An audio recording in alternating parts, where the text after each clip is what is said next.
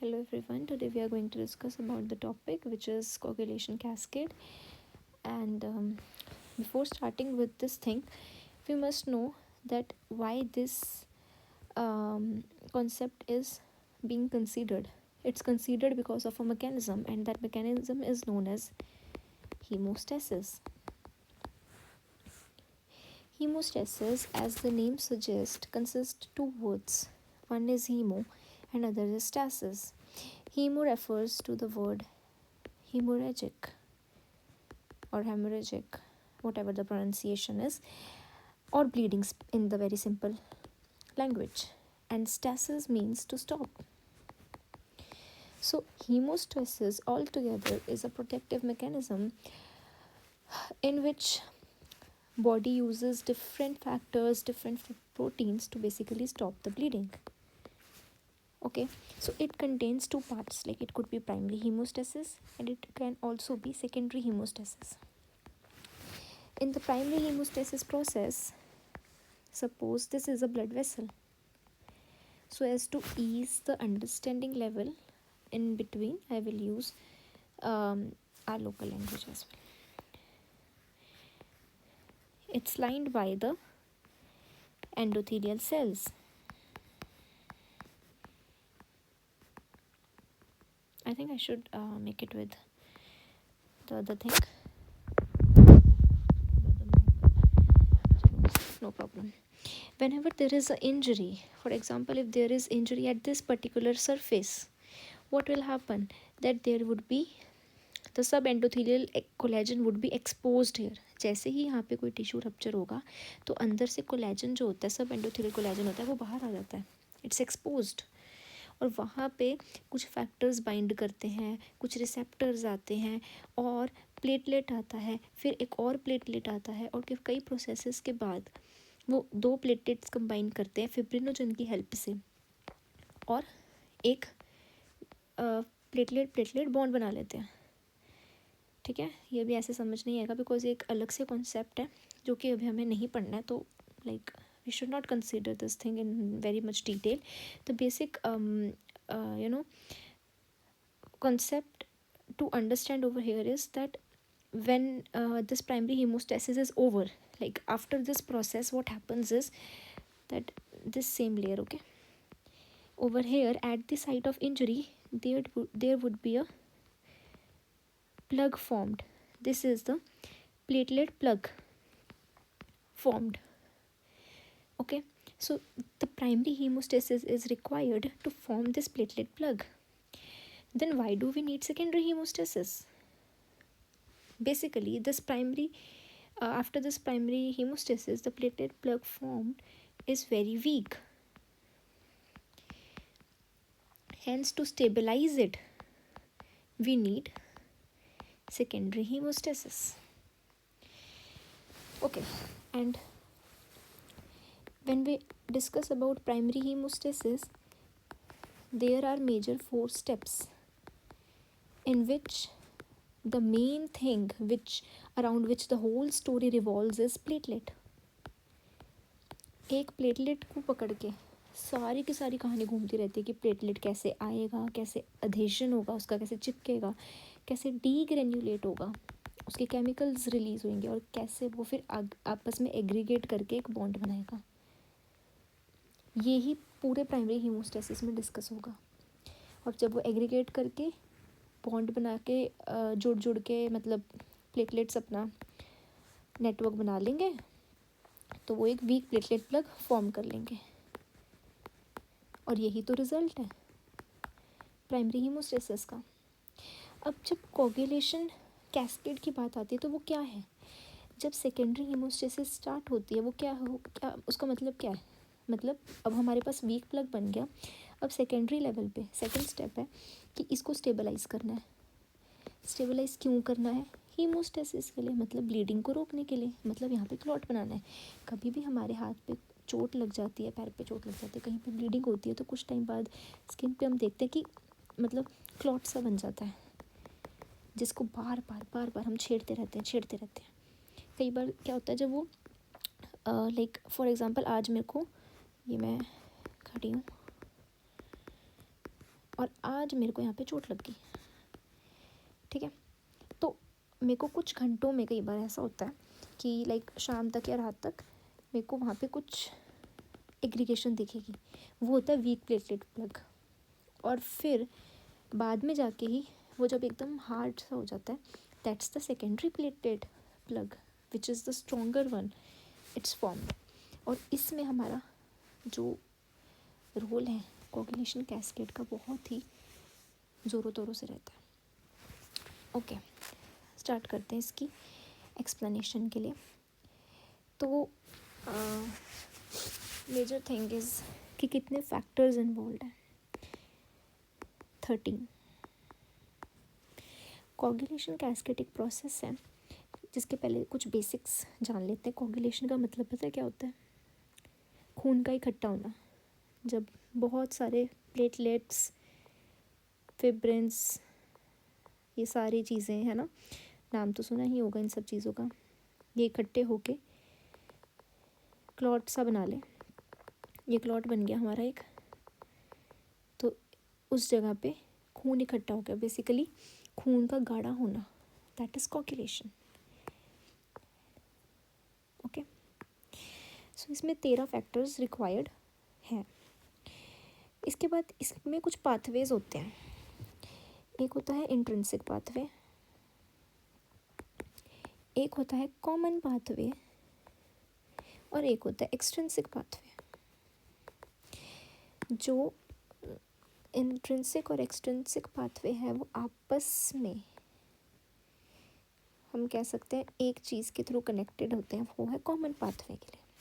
और जब हम कॉमन पाथवे की बात करते हैं तो हमें एक चीज़ याद रखनी है, और वो चीज़ ये है कि जब भी हम कॉमन पाथवे की तरफ बढ़ते हैं तो उसमें हमारा फैक्टर नंबर 10 इन्वॉल्व होता है। Factor number 10। वैसे मैंने इस टॉपिक पे एक वीडियो और बनाई थी, but it was so quick that somewhere when I rewatched that video I realized that firstly we should understand it in more detail and in more simpler words, like someone who is listening the concept for the very first time may not get the points more clearly, and I was really not satisfied with that video.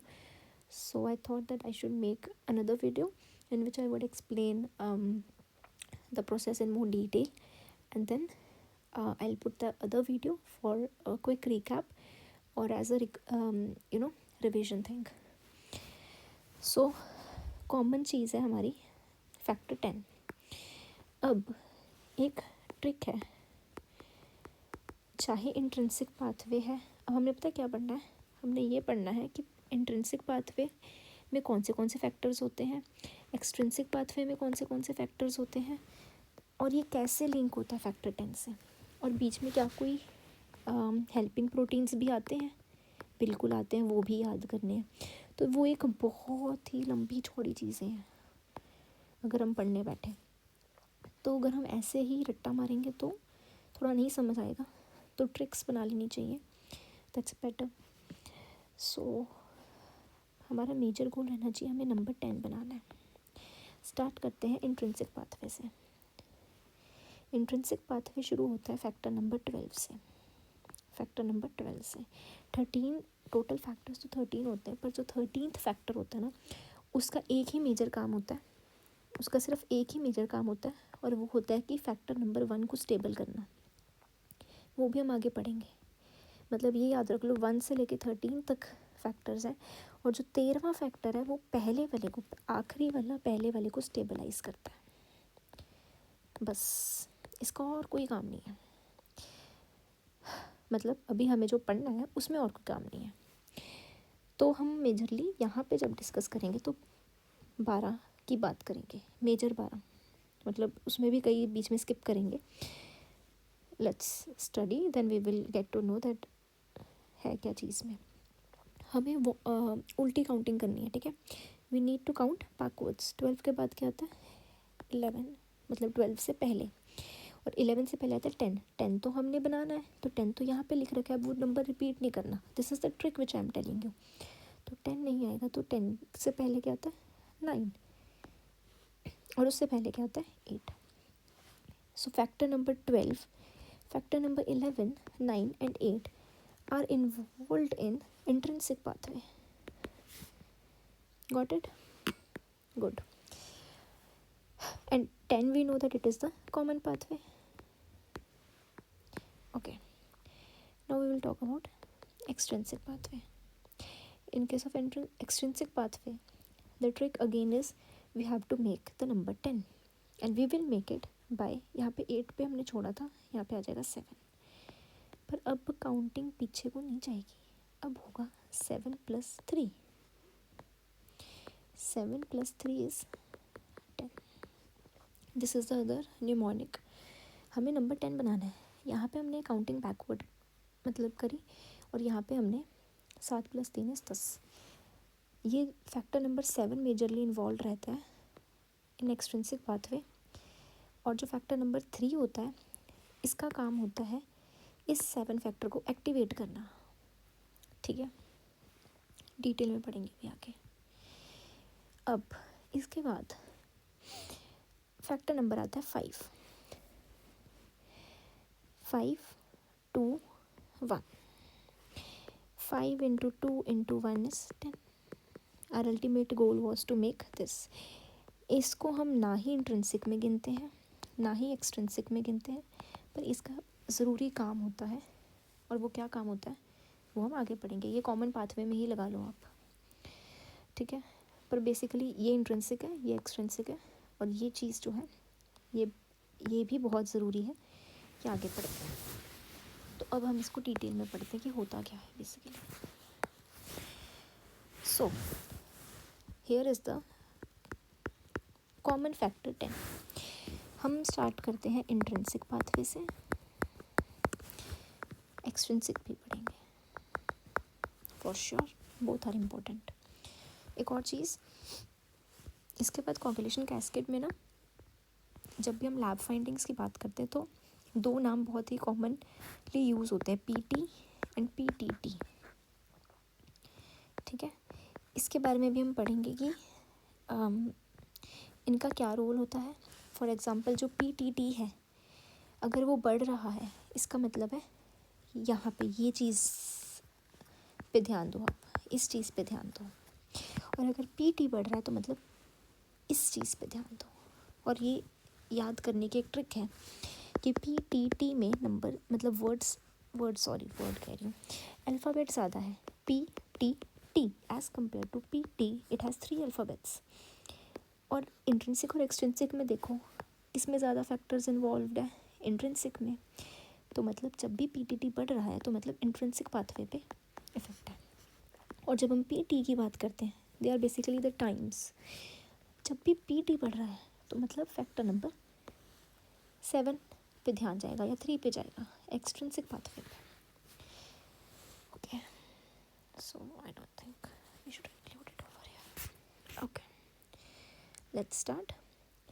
जैसा मैंने बताया कि intrinsic pathway कहाँ से शुरू होता है, factor 12 से. ये कहाँ से आता है, इसके पीछे एक छोटी सी स्टोरी है. थोड़ा सा नीचे को पढ़ लेते हैं. मैंने बताया था कि ये हमारी ब्लड वेसल है. इसमें ये हमारे बहुत ही प्यारे प्यारे एंडोथेलियल सेल्स हैं. यहाँ पे क्यों नहीं बनाया एंडोथेलियल सेल, इधर क्यों नहीं बनाया, क्योंकि यहाँ पे तो इंजरी हुई है हमें और यहाँ इंजरी होने की वजह से सेल डैमेज हो गया. अब यहाँ पे हमारा एक प्लेटलेट प्लग बन चुका है. This is our platelet plug and it is weak and it is formed after primary hemostasis. Primary haemostasis के बाद ये बन गया. अब इसके बाद पता क्या होता है, इसके आसपास ना ये क्या हो गया, ओके, इसके आसपास नेगेटिव चार्ज आ जाता है. इसके आसपास ये जो नेगेटिव चार्ज आ जाता है ना, it is due to any idea, it is due to phospholipid. And the major phospholipid over here is PS, which is phosphatidyl सीरी। इस की वजह से यहाँ पे नेगेटिव चार्ज आ जाता है। अब ये हम बात कर रहे हैं, किसकी बात करने जा रहे हैं? इंट्रिंसिक पाथवे की, कि वो कैसे एक्टिवेट होता है। सबसे पहली चीज़, उसमें फैक्टर 12 एक्टिवेट होगा। ये प्रोसेस, ये वाला पाथवे शुरू करता है कौन सा? फैक्टर 12। कैसे शुरू करेगा? कि जो फैक्टर 12 है, when ever it passes through this surface, this negative charge, it will get activated. और जब भी कोई फैक्टर एक्टिवेट होता है ना, वो उसके आगे ए लगा दो। 12 एक्टिवेट होगा, 12A बनेगा। 11 होगा, 11A होगा। 9 होगा, 9A बन जाएगा। 10 एक्टिवेट होगा, 10A बन जाएगा। 13 एक्टिवेट होगा, 13A बन जाएगा। तो जब भी कोई फैक्टर एक्टिवेट होगा तो वो उसके आगे ए लग जाएगा, ठीक है। तो जब हमारे पास फैक्टर 12 यहाँ पे से ज़्यादा है तो ये 12A बन जाता है। तो उसको एक्टिवेट करने के लिए फॉस्फोलिपिड लेयर की ज़रूरत पड़ती है। लेकिन जब क्वेश्चन आता है तो क्वेश्चन में ऑप्शंस में फॉस्फोलिपिड लेयर ऑप्शंस में नहीं होगा। क्यों नहीं होगा? क्योंकि यहाँ पे मेजर कॉन्सेप्ट ये आता है कि फैक्टर 12 को एक्टिवेट करने के लिए सब एंडोथेलियल कोलेजन का बहुत मेजर रोल है। क्योंकि ये नेगेटिव चार्ज जिस प्लग पे है वो आगे से सब एंडोथेलियल कोलेजन से इंटरलिंक्ड है। ऑल्दो ये भी करेक्ट आंसर है कि फॉस्फोलिपिड बाइलेयर या फॉस्फोटाइडाइल सीरीन, जो कि यहाँ पे मेजर फॉस्फोलिपिड प्रेजेंट है, जिसकी वजह से ये नेगेटिव चार्ज रहता है। तो इनकी वजह से ही हमारा फैक्टर 12 एक्टिवेट होता है। It's all right, it's all correct, there is nothing wrong in this statement.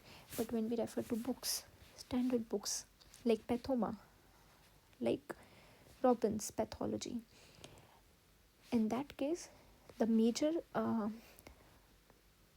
thing which activates the factor 12, it's mentioned, is subendothelial collagen. So it's like very genuine thing, very simple thing to memorize कि भाई यहाँ पे subendothelial collagen present होता है, तो वही factor 12 को activate करता है,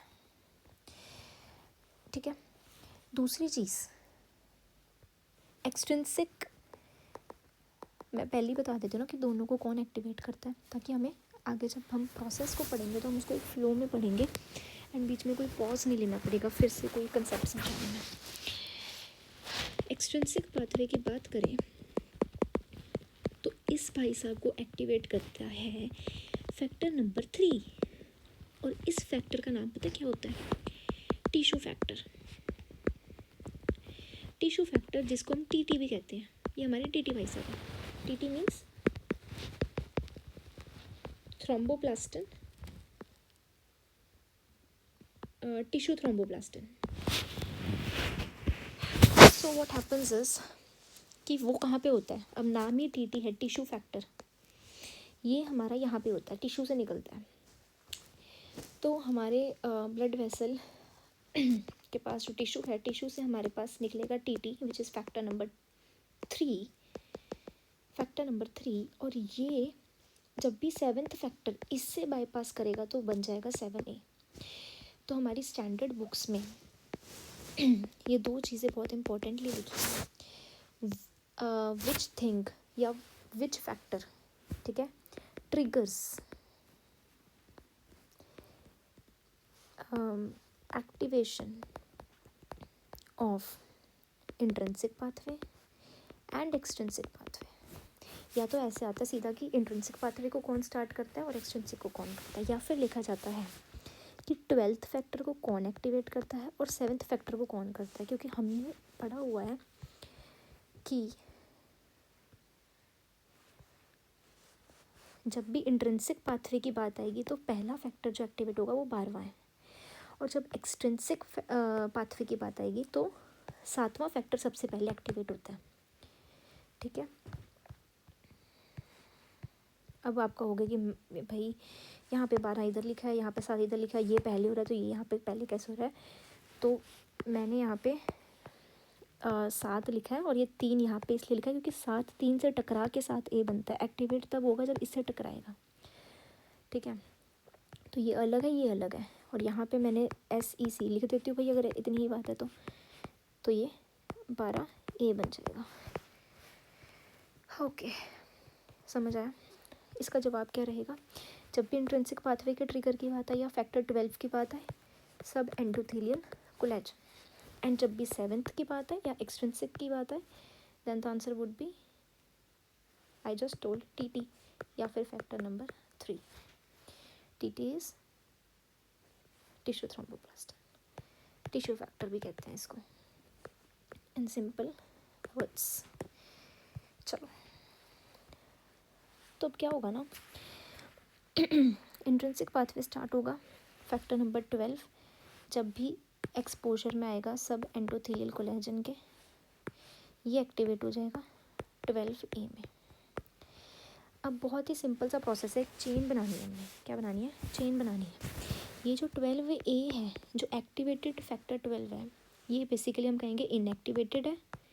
जब भी कोई नंबर है ना, ये याद रखना, जब भी कोई फैक्टर है ना, 13 के 13 फैक्टर्स की ही बात है, चाहे फैक्टर 10 है, चाहे 11 है, चाहे जो मर्जी है। फॉर एग्जाम्पल फैक्टर 10 है, ये अगर मैंने सिर्फ फैक्टर 10 लिखा है ना, it means it is inactivated. And when ever I have, not just I, but in any book और any of the notes, if it's mentioned as 10A, it means it's activated. Okay, so this is something very basic, the mnemonic you can say, or anything you should know you should know about this thing.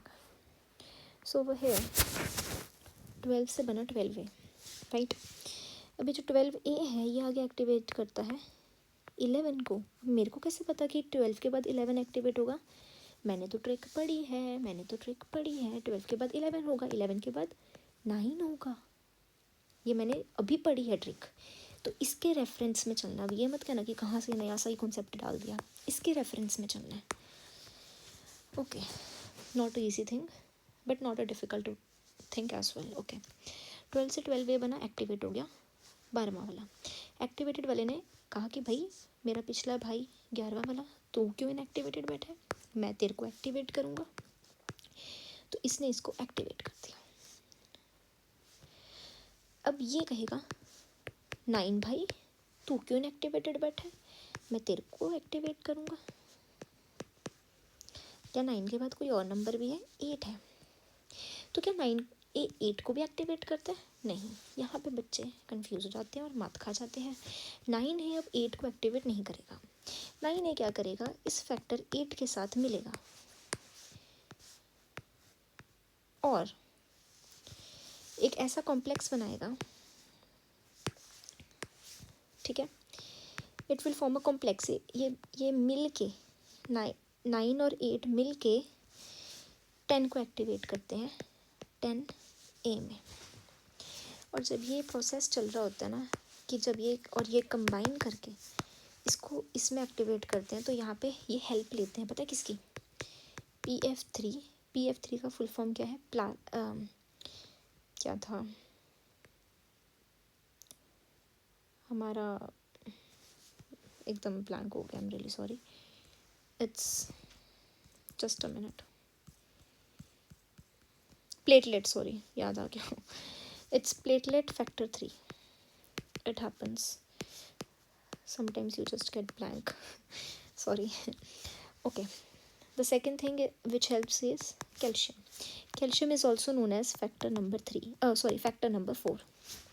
It's the factor number, yeah, Roman numerals use होंगे, ठीक है। वो हम अपने एक ease के लिए ये वाले नंबर्स डाल सकते हैं, पर वैसे रोमन न्यूमरल्स।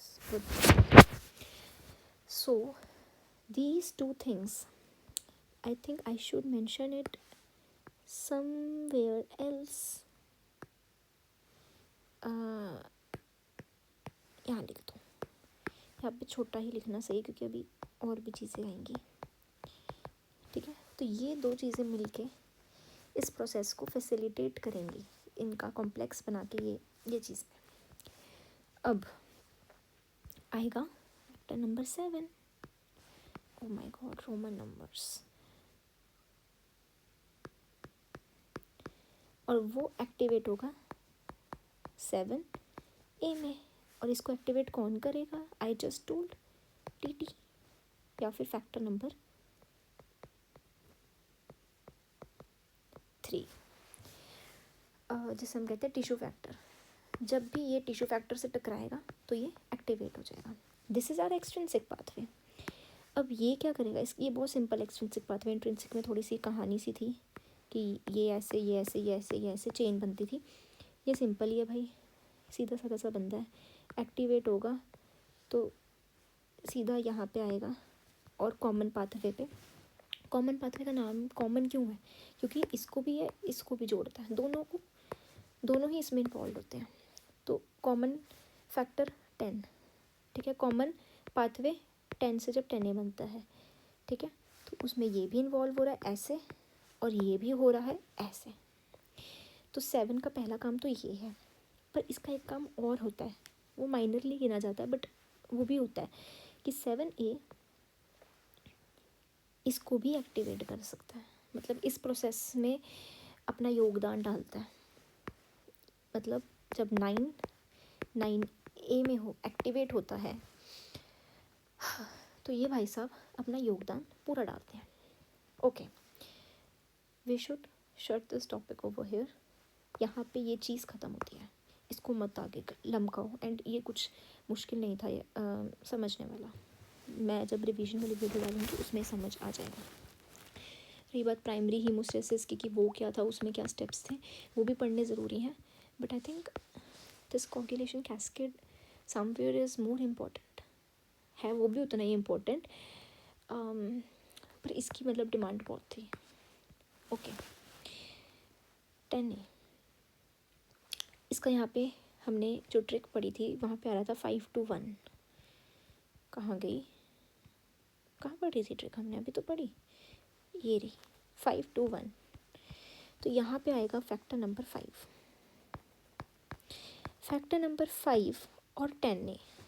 अब फिर वही बात आएगी कि क्या ये एक्टिवेट करेगा? नहीं, 10A और 5 कंबाइन करके एक चीज़ बनाएगा, एक नया फैक्टर बनाएगा,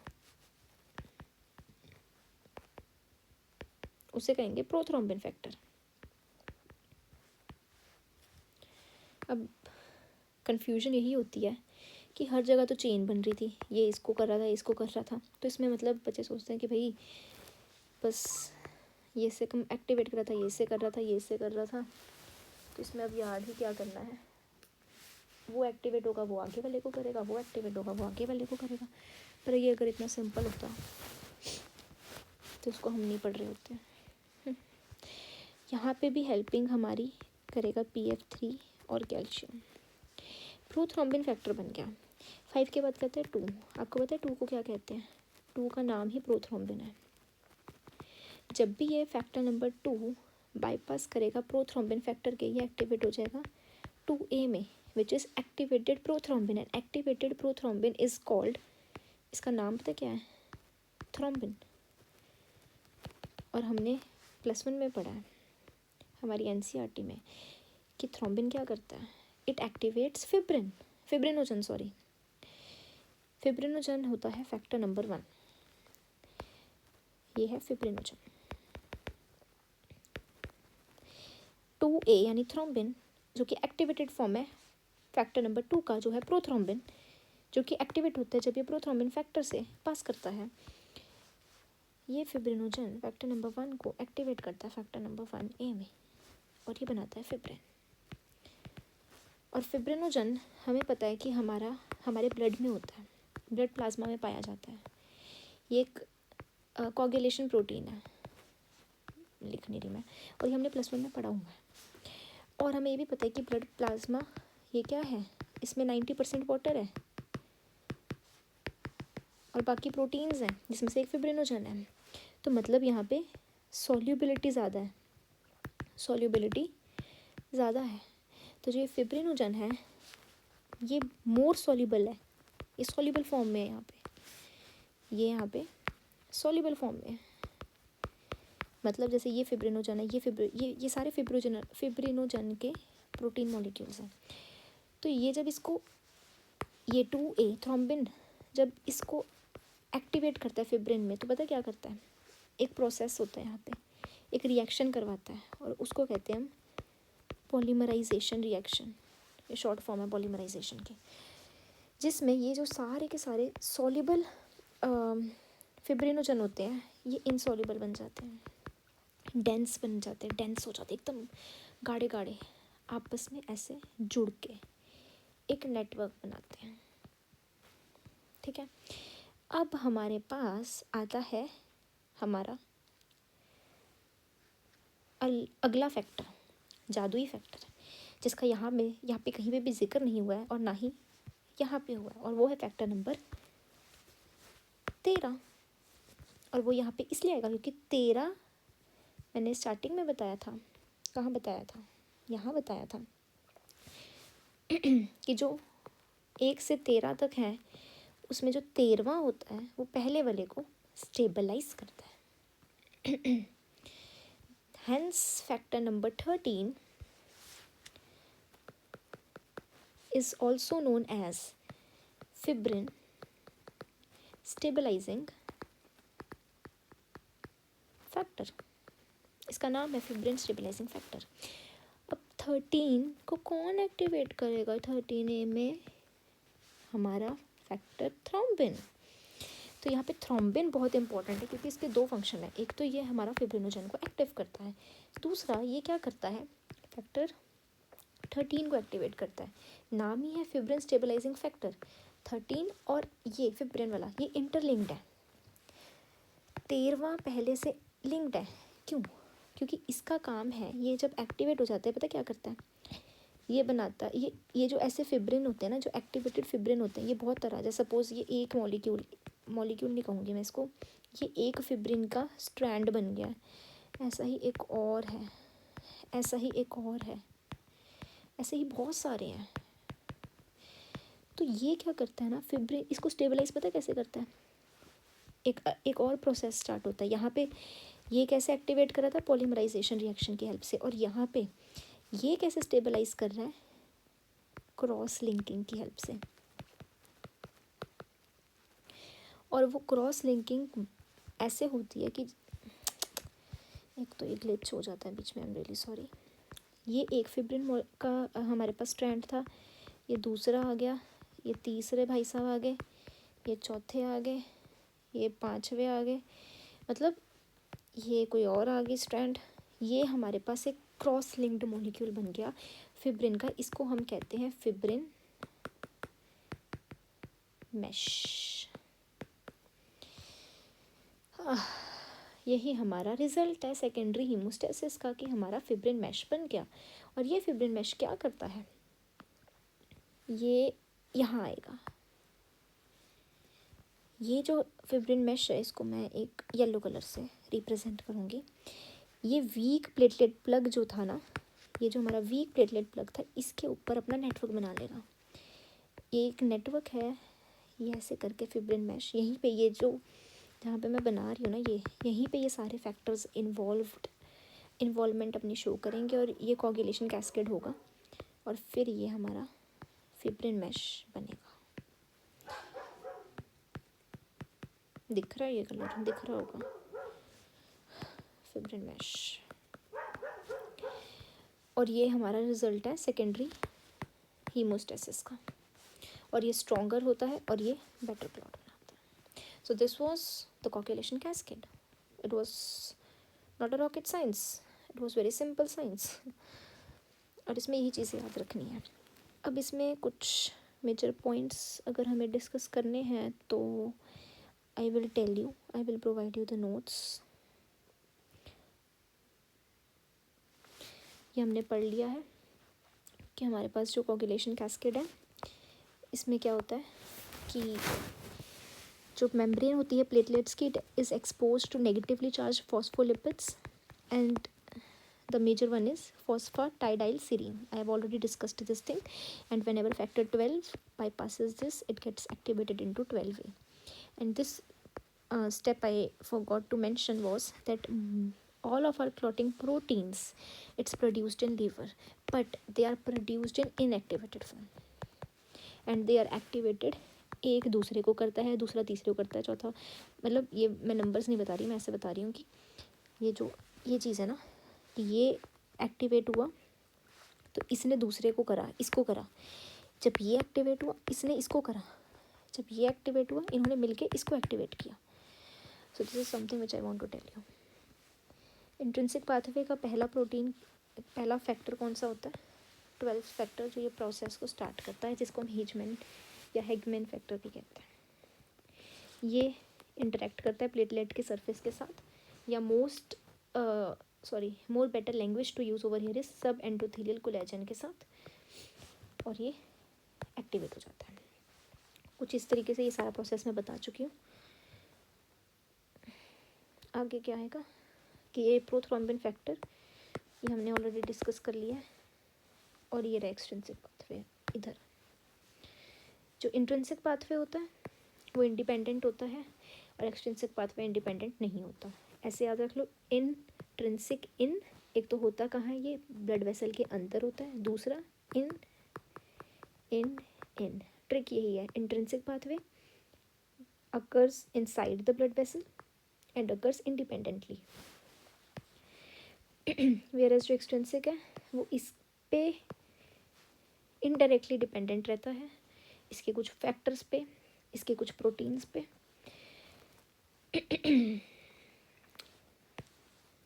we have already discussed this thing. बहुत अच्छे वाले नोट्स भी हैं. एक्सट्रिंसिक पाथवे देखो दिख ही रहा है आपको कि एक ही हमारे पास मेजर भाई साहब 7 है, जो कि जब भी फैक्टर 3 के सरफेस से टकराएंगे एक्टिवेट हो जाएंगे. तो यहाँ पे फैक्टर एक ही है इन्वॉल्व एक्सट्रिंसिक वाले में, इसका मतलब ये जल्दी हो जाएगा. It can occur in 30 seconds, but whenever we talk about the intrinsic pathway इसमें फैक्टर्स ज़्यादा इन्वॉल्व रहते हैं, तो इसको थोड़ा टाइम लगता है, 4 से 6 मिनट लगता है. ठीक है, ये सब फैक्टर्स के नाम हैं. ज़्यादा ज़रूरी नहीं है मेमोराइज़ करना, कुछ कुछ याद होनी चाहिए, जैसे fibrinogen, prothrombin, tissue factor, calcium important है. फैक्टर 10 इंपॉर्टेंट है. फैक्टर 9 भी इंपॉर्टेंट है क्योंकि क्रिसमस फैक्टर के नाम पे एक बीमारी है. और जब हम बात करते हैं हीमोफीलिया, एक बीमारी जो हमने पढ़ी हुई है, आई थिंक +1 +2 में ही पढ़ी थी, किसी एक मतलब बायोलॉजी में थी, शायद +2 में पढ़ी थी. हाँ, +2 में पढ़ी थी. तो हीमोफीलिया के 2 टाइप्स होते हैं, एक होता है हीमोफीलिया ए और एक होता है हीमोफीलिया बी. हम आगे पढ़ेंगे. जब ये डिसऑर्डर्स होते हैं तो बेसिकली क्या होता है कि ये चीज़ आ जाती है, मतलब उसमें ये वाला नहीं होता, ये वाला होता है, फैक्टर 8 और 9 इन्वॉल्व रहता है. ये वाला ए में होता है, वाला बी में होता है, मतलब इसकी डेफिशिएंसी से होता है. और 12 वाला, ये वाला भी ज़रूरी है, ये भी बहुत ज़रूरी है. मतलब ज़रूरी तो सारे ही हैं, पर एक होता है ना कि नाम याद हो जाए. सबके ज़रूरी हैं वैसे. Okay, not joking. To be very honest, मैं रेफ़र करती हूँ द बुक पैथोमा. ये हमारा प्राइमरी हीमोस्टेसिस है, यहाँ पे सेकेंडरी हीमोस्टेसिस शुरू होता है. ये मैं ऑलरेडी सारा कुछ बता चुकी हूँ. जो भी यहाँ पे रामायण लिखी है ये हमने ऑलरेडी पढ़ ली है. That it stabilises the weak blood through the coagulation cascade. We have studied about it, we have studied this process. It generates thrombin. Thrombin क्या था? Activated form of factor number 2. It converts fibrinogen in the platelet plug to fibrin. Fibrinogen था 1, fibrin था 1A. Platelet plug क्या था वो भी पढ़ लिया है हमने. और ये फिब्रिन होता है क्रॉस लिंक्ड, कौन करता है इसको? Factor number 13, yielding a stable platelet fibrin thrombus. ठीक है. ये लीवर में इनएक्टिवेटेड स्टेट में प्रोड्यूस होते हैं. और एक्टिवेशन के लिए 3 चीज़ें ज़रूरी है. सबसे पहले एक्सट्रिंसिक पाथवे में 7th फैक्टर, जिसे हम टिश्यू थ्रोम्बोप्लास्टिन भी कहते हैं, TT, या फिर टिश्यू फैक्टर, ये मैंने पढ़ा लिया है आपको. और जो इंट्रिंसिक पाथवे है उसमें factor number 12, Hageman factor. Hageman भी कहते हैं, कुछ हेगमैन भी कहते हैं, it's all up to you. जिसको एक्टिवेट करता है सब एंडोथेलियल कोलेजन. ठीक है. I don't know what happened to my throat, really sorry. Then phospholipid surface of platelets, क्योंकि वहाँ पे ये प्रेजेंट होता है और ये नेगेटिव चार्ज के लिए रिस्पॉन्सिबल है.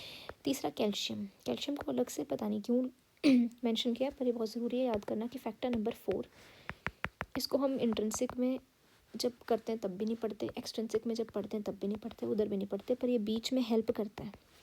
कौन से स्टेप्स पे हेल्प करता है ये याद है? कहाँ पे लिखा है? Yes, over here. जब ये कंबाइन करके कॉमन पाथवे एक्टिवेट करते हैं तब कैल्शियम और ये आते हैं, और जब ये वाला इसके साथ एक्टिवेट होके काम करेगा तब भी ये आएगा। अच्छा, एक चीज़ बताना भूल गई, और वो ये चीज़ थी कि कैल्शियम यहाँ पे भी आता है, इस चीज़ पे। ये रहा,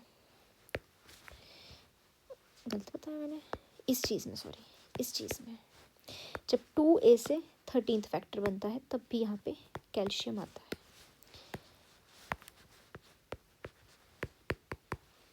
ठीक है, तो calcium which is factor number 4 is also a very important factor and it's required in many cases for the activation, क्योंकि ये हेल्पिंग मॉलिक्यूल का काम करता है along with PF3, platelet factor 3। Okay, ये प्लेटलेट डेंस ग्रेन्यूल्स होते हैं, ये इसको प्रोड्यूस करते हैं। ओके, हम अभी अपने प्राइमरी हीमोस्टेसिस पढ़ा नहीं है, पर मैं वैसे बता देती हूँ कि प्राइमरी हीमोस्टेसिस जो होता है उसमें हमारे पास जो most common hallmark characteristic feature है वो होता है skin and mucosal bleeding. Skin and mucosal bleeding, और ये जो स्किन एंड म्यूकोजल ब्लीडिंग है ना, नाम में ही है। स्किन क्या हुआ? ऊपर की स्किन। म्यूकोजा कहाँ प्रेजेंट है? कहीं उसके ही नीचे, मतलब सुपरफिशियल लेयर्स की ब्लीडिंग होती है। पर जब हम सेकेंडरी हीमोस्टेसिस की बात करते हैं तो बात गंभीर है गौतम, गंभीर बात गंभीर रहती है। पता है क्यों? क्योंकि डीप टिश्यू ब्लीडिंग होती है, जैसे मसल्स में, जॉइंट्स में। It's called haemarthrosis. Arthrosis, arth joints, haem blood.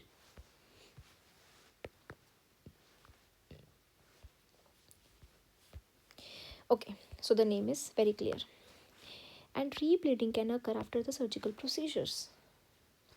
जैसे कि सर्कमसिजन हुआ है या किसी का विजडम टूथ एक्सट्रैक्ट कराया गया है तो वहाँ पे ब्लीडिंग हो सकती है।